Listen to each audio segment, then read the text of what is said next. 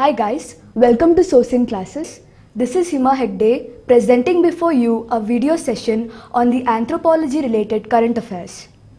To begin with, let us look at the topics under light for the week, that is from 24th of April to 30th of April. So here are the topics under archaeology.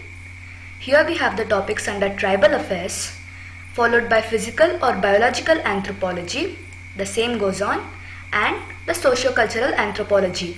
The elaboration of each of these mentioned topics will be found in the A&D document, that is the Anthropology News Diary, which will be found in the official website of Sourcing Classes, that is www.sourcingclasses.com. Let us now look at the topics under light for today. So firstly, we'll discuss the Baiga tribe, followed by the One Gujars, then the CRISPR gene technology, and then the Homo erectus stone tools. So firstly, we have the Baiga tribe. So who are these people? First of all, the Baiga are an ethnic group mostly found in central India, as in Madhya Pradesh, and are also found in some areas of Uttar Pradesh, Chhattisgarh and Jharkhand. They have subcastes, namely Bijwar, Narotia, Bharotia, Nahar, Raibhen and Kadbaina. The name Baiga means sorcerer, that is the medicine man. Moving on, the Baiga people practice shifting cultivation, which is also known locally as Bewar or Dahiya. Live-in relationships are very common among the Baiga people. If marriage does take place, the man compensates the woman's family for the loss of a working member. This reverse dowry either involves footing the bill of the marriage celebration or offering the women's family mahua liquor. If divorced, the new husband must compensate the old one for the dowry amount. If the divorced couple have children, the wife has the first right, followed by the husband. In Chhattisgarh, the Baigas are classified as PVTG, that is particularly vulnerable tribal group by the government due to their declining population and low level of literacy. The Baigas were found to be highly focused on family planning. Coming to their language, the most common language spoken by the Baigas is called as the Baigani. Some of them also speak Hindi and Marathi. Tattooing is an integral part of their culture. A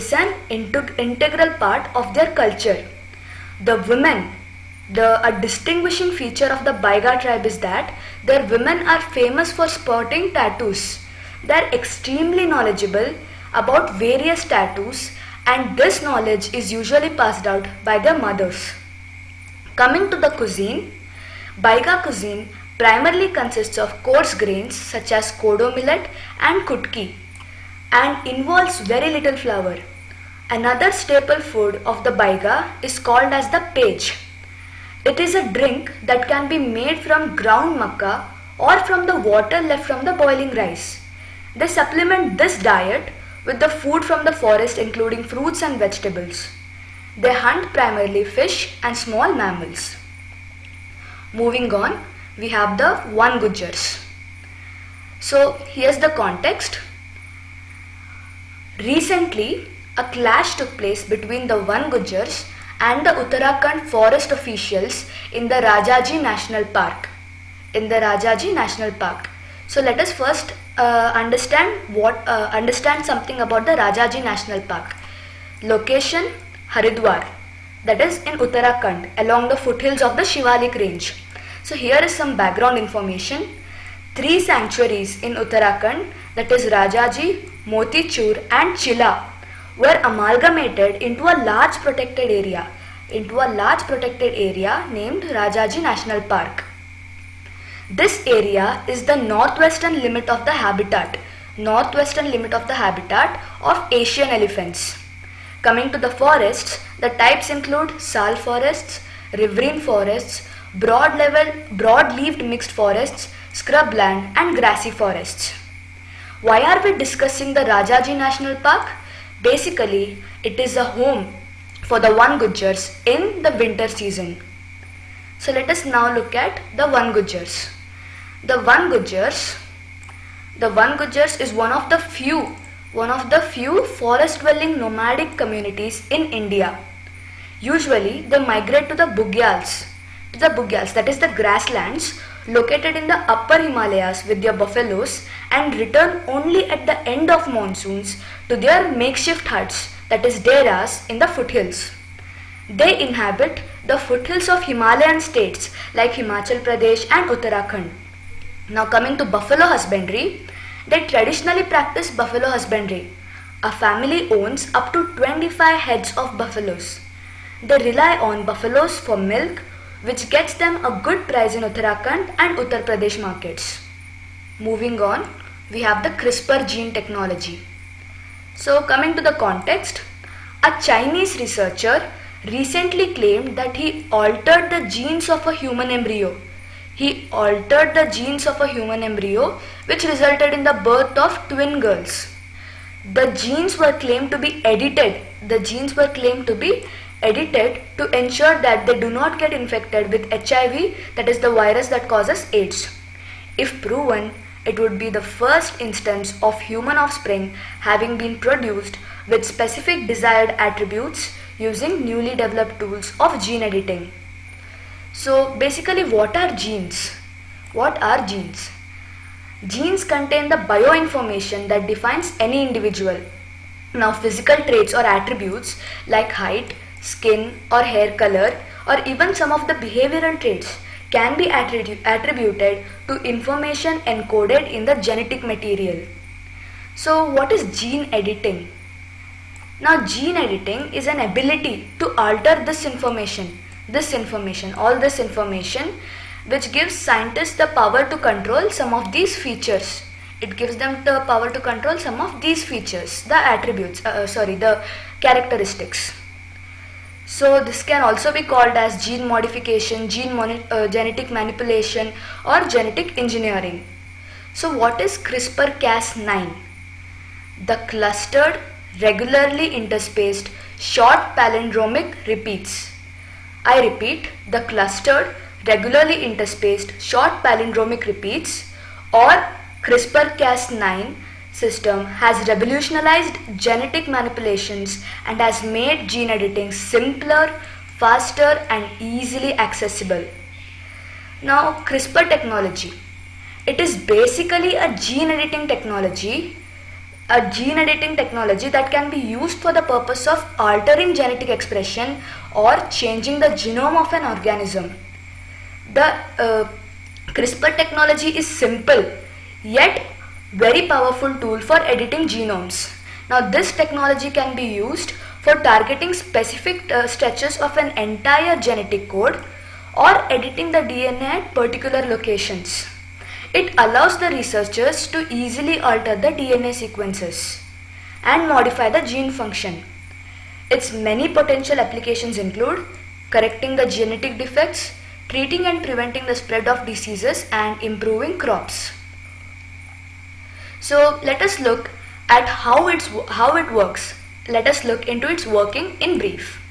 So in simple words, the CRISPR-Cas9 technology behaves like a cut and paste mechanism on DNA strands that contain genetic information.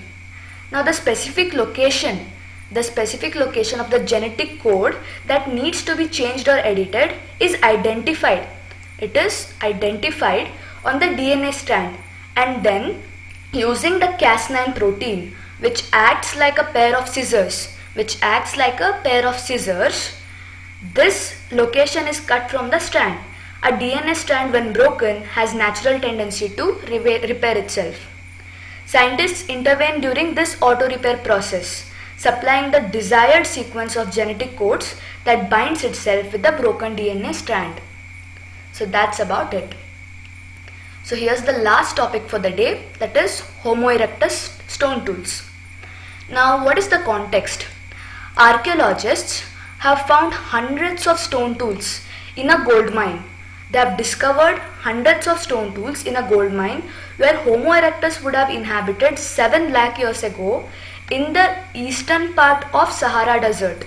that is 70 km east of the modern city in Sudan.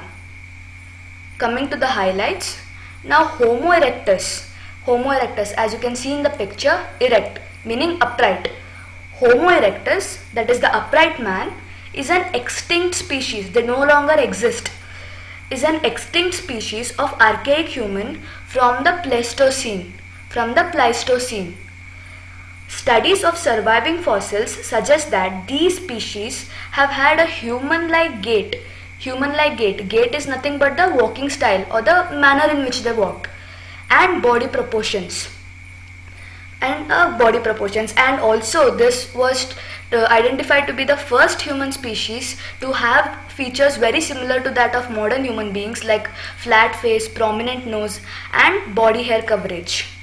A gold rush in the Eastern Sahara Desert has led to many open cast mines being excavated in search of valuable ore. This mining activity has allowed the archaeologist to study exposed layers containing large tools with transverse cutting edge and almond-shaped tools with chamfered edges on both sides, which form a pointed tip at the junction. Archaeologists believe that this site was a workshop for manufacturing of stone tools, evident by the discovery of associated flakes formed during their production. Now, based on the style of workmanship, they believe that it is 7 lakh years to 1 million years old, similar to something or the counterparts found in South Africa. The researchers suggest that the site is the oldest known example of tool manufacturing within the areas of Egypt and Sudan that has well-confirmed chronology. So that's about it for today.